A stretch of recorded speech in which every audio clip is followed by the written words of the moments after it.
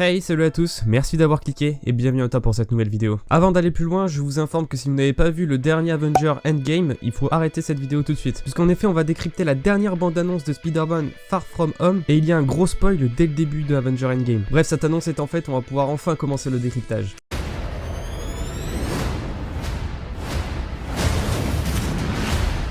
Ah, ça fait plaisir, hein. Bon, en tout cas, je suis vraiment super content et j'ai vraiment très hâte d'aller voir le film. Et si ce n'est pas le cas encore pour vous, et ben grâce à cette vidéo, vous allez avoir encore plus envie que moi d'aller le voir, je vous le garantis. Ou en tout cas, je l'espère. Alors pour commencer, le contexte du film. Spider-Man Far From Home se déroule juste après Endgame. Pourquoi? Parce que dès le début, on voit cette image qui signifie que Peter Parker est totalement touché par la mort de Iron Man. Suite à quoi, il va décider de faire un voyage en Europe histoire d'oublier un peu tout ça. Et au début, il ne veut même pas prendre son costume de Spider-Man en se disant qu'il n'aura pas besoin de jouer les super-héros là-bas. Par ailleurs, si vous ne l'avez pas encore compris ou que vous n'avez tout simplement pas cherché à comprendre, Spider-Man Far From Home signifie Spider-Man loin des siens. Les siens qui veulent donc signifier ses proches, que ça soit de sa famille, à savoir Tante May, mais également ses amis super-héros Avengers, notamment Iron Man. Tout ça pour dire que ce 23e film du MCU sert de conclusion et termine donc la phase 3. Pour vous montrer à quel point il a envie de faire une pause, il ne répond même pas à Nick Fury. Et quand Nick Fury t'appelle, quoi qu'il arrive, bah t'es obligé de répondre. Il veut faire le petit malin et pas répondre, Nick Fury arrive chez lui. Et si Fury est là, ce n'est pas pour rien, puisqu'en effet, même en Europe, le monde a besoin de Spider-Man. Et l'histoire de ce Spider-Man est juste insane. Quand je dis insane, c'est parce qu'on n'a jamais vu ça au cinéma. Alors, vous allez me dire à la fin que oui, par rapport au dernier Spider-Man qui est sorti version dessin animé, parce que vous allez le voir, c'est assez lié et l'histoire est sensiblement la même. J'ai quasiment lu tous les comics et vu toutes les séries animées de Spider-Man à côté, et je peux vous dire que je suis vraiment super content d'aller voir enfin cet univers-là de Spider-Man au cinéma. Alors, quelle est cette histoire et univers? Eh bien, c'est les différentes dimensions. Spider-Man le dit clairement dans la dernière bande-annonce, mais personnellement, quand j'ai vu le premier trailer qui est sorti, et même le début de la bande-annonce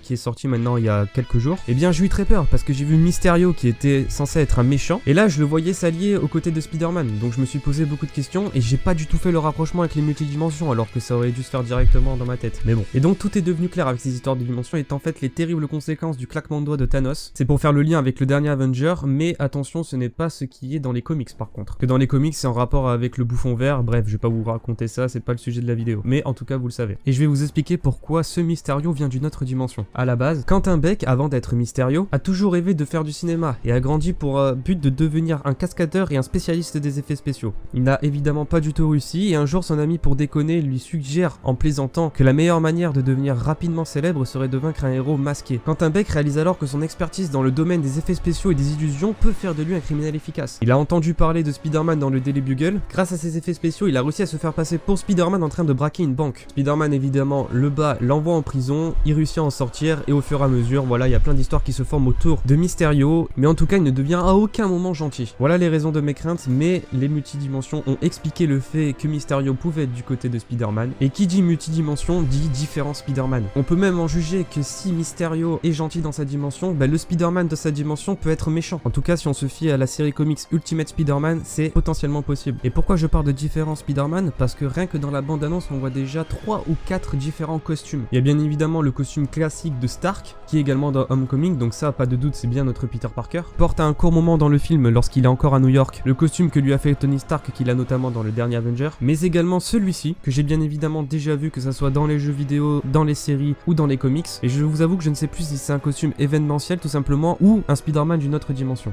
En tout cas ce qui est sûr c'est que ce costume n'est pas celui de Peter Parker de Homecoming, donc c'est un Spider-Man d'une autre dimension. Et s'ils font référence aux comics ou en tout cas s'ils respectent les comics, ce Spider-Man viendrait de la dimension qui est exclusivement en noir et blanc, c'est-à-dire que dans sa dimension ils ne connaissent pas de couleur si vous préférez. Donc ce n'est pas du tout une très bonne ambiance qu'il y a dans celle-ci, et les principaux méchants dans cette dimension sont les chefs de gang. Pour en revenir à ce Spider-Man, normalement il est gentil, il fait régner l'ordre dans sa dimension, il respecte tout le monde et il tue personne, donc il est censé venir en aide à notre Peter Parker. Tout ça pour dire qu'il y a un conflit de dimensions et que les portails sont ouverts. Logiquement, et ça c'est une hypothèse, mais vu le nombre de méchants qu'il y a dans ce Spider-Man Far From Home, qui sont au nombre de 3, à mon avis Spider-Man arrivera à terrasser les 3 à l'aide de Mysterio, mais je doute fort qu'il réussisse à fermer tous les portails et qu'il ramène tout le monde dans sa dimension. Après sur ça, à voir, ce ne sont que des suppositions. Comme je l'ai dit en début de vidéo, ce Spider-Man se tournera en Europe, plus précisément à Venise, à Londres et à Prague. Par ailleurs, j'ai bien envie de savoir comment ils vont faire le lien entre ces 3 villes. Est-ce qu'à chaque fois ils vont prendre l'avion ou ils vont faire des ellipses temporelles? À voir. En tout cas, ce qui est sûr, c'est que le début du film se passera à New York et se terminera à New York, ça c'est sûr et certain. Et donc, quels seront les méchants qui le suivront dans ces différentes villes? Eh bien, il y a un méchant qui est le plus connu des 3 et que vous connaissez sûrement puisqu'il a été dans la trilogie de Sam Raimi et plus précisément dans Spider-Man 3. Il s'agit bien de Flint Marko alias l'Homme Sable, qui d'ailleurs dans les différents trailers et bandes d'annonces qu'on a pu voir sur ce Spider-Man n'apparaît que sous sa forme Homme de Sable. J'espère bien qu'on le verra quand même évoluer un minimum, qu'on découvrira Flint Marko et pas seulement l'Homme Sable. Je ne m'attends pas à ce qu'on voit ses origines et pourquoi en gros il est devenu l'Homme de Sable, puisqu'encore une fois le film est très court et pour montrer toutes les origines des différents méchants, qui en a 3, ainsi que celui de Mysterio, et expliquer pourquoi il y a les multidimensions, ça risque de faire très long quoi. Pour faire simple sur les pouvoirs, capacités et équipements de l'Homme de Sable, si vous ne le savez pas, il peut évidemment, comme son nom l'indique, se transformer en Homme de Sable de plus de 50 mètres de haut s'il veut, et ainsi être capable de soulever ou d'exercer une pression équivalente à 85 tonnes au maximum. N'a pas de limite de temps pour rester Homme de Sable, s'il a envie de rester toute sa vie Homme de Sable, ben il le peut. Son unique point faible est la chaleur. Alors il faut envoyer de la chaleur, c'est à plus de 1500 degrés à mon avis, ce qui le transformerait sous une forme de verre. Quant au second méchant, c'est Hydro-Man. Tout comme l'Homme de Sable, il est victime d'une expérience auquel il ne devait pas assister. En l'occurrence là c'est Spider-Man qui l'a poussé accidentellement dans de l'eau, alors qu'un générateur expérimental était testé dans l'océan. Quand il en sortit, il constata que son corps générait de l'eau en permanence et qu'il pouvait se convertir totalement en eau. Il découvre alors ses pouvoirs et apprend à les augmenter. Il peut alors se transformer en glace ou en vapeur. Il peut porter jusqu'à 500 kg et ne vieillit pas, puisque suite à cette expérience, il n'a plus de corps entre guillemets, plus d'organes, plus de cerveau, plus d'os. Toute sa conscience est répartie dans chacune des gouttes qui le composent. Dans les comics, Hydro-Man alias Maurice Bench retourne à un moment donné dans son pub préféré et fit la connaissance de William Baker, qui est le vrai nom de l'Homme Sable. Donc ce Spider-Man fait un petit clin d'œil aux comics, puisque ce n'est pas pour rien si ces deux méchants font équipe. A noter qu'à un moment dans les comics, Hydro-Man a été dans les agents du Shield. Peut-être qu'à la fin du film, qui sait, Nick Fury va le recruter. Le troisième et dernier méchant est l'Homme de Métal. Alors lui, je vous avoue que j'en ai jamais entendu parler, ou alors je m'en souviens absolument pas, ça devait pas être le méchant quoi. J'ai fait quelques recherches et apparemment il s'appellerait Mark Raxton. Pour vous raconter vite fait son histoire, Mark est l'assistant d'un professeur chez Oscorp Industries. Il faisait des recherches sur les fragments d'une météorite et il décida de la dérober pour la revendre au marché noir. Un professeur s'interpose et dans la bagarre, Mark fut aspergé par la substance et sa peau devient dorée. Amené aux urgences, il découvrit que sa force avait augmenté. C'est alors sous le nom de l'Homme de Métal qui se tourna vers le crime. Pour ce qui est de la répartition de ces trois méchants, si on se fie en bande-annonce et qu'on fait preuve d'un peu de logique, on remarque et déduit que Hydro-Man se trouvera à Venise, l'Homme de Métal il me semble qu'il se trouvera à Londres, et donc l'Homme Sable sera à Prague. Durant tout ce périple, Spidey sera suivi par ses deux amis, avec qui il devait passer des vacances à la base, mais également par l'Homme de Main et ami de Tony Stark, toujours pour faire référence à Endgame et à la fin du MCU. Et pour terminer, on va parler un peu de l'histoire d'amour entre Peter Parker et MJ. Comme dans tous les Spider-Man et jusque-là rien de nouveau, MJ n'est pas du tout intéressé par Peter Parker, mais au fur et à mesure on sait qu'ils vont se mettre ensemble, et que lors de cette relation, elle va à un moment donné bien évidemment finir par savoir et comprendre que Peter Parker est Spider-Man. Et c'est ce qui risque de se passer dans ce film. Je sais pas trop comment ça va être tourné parce qu'ils ont pas l'air d'être en couple. Cette MJ a l'air d'être vraiment compliqué entre guillemets. Bref, c'est déjà la fin de cette vidéo. J'espère que j'ai réussi à vous hype tout autant que je le suis et que rien que cette histoire de multidimension vous a donné envie d'aller voir ce film. Encore une fois, cet univers de Spider-Man est tout nouveau au cinéma si on ne compte pas le dernier film animé. Et rien que pour le fait que ce Spider-Man est le dernier film du MCU, donc qui est la suite et la conclusion de Avengers Endgame, mais qui fait aussi le lien avec le film animé justement d'une certaine façon. Il respecte également une partie des comics, il fait référence à la trilogie de Sam Raimi, mais ce film Spider-Man conclut certes le MCU, mais inaugure aussi d'une certaine façon la nouvelle phase des Avengers. Même si ça ne s'appellera plus les Avengers, Tony Stark a clairement laissé le flambeau à Peter Parker,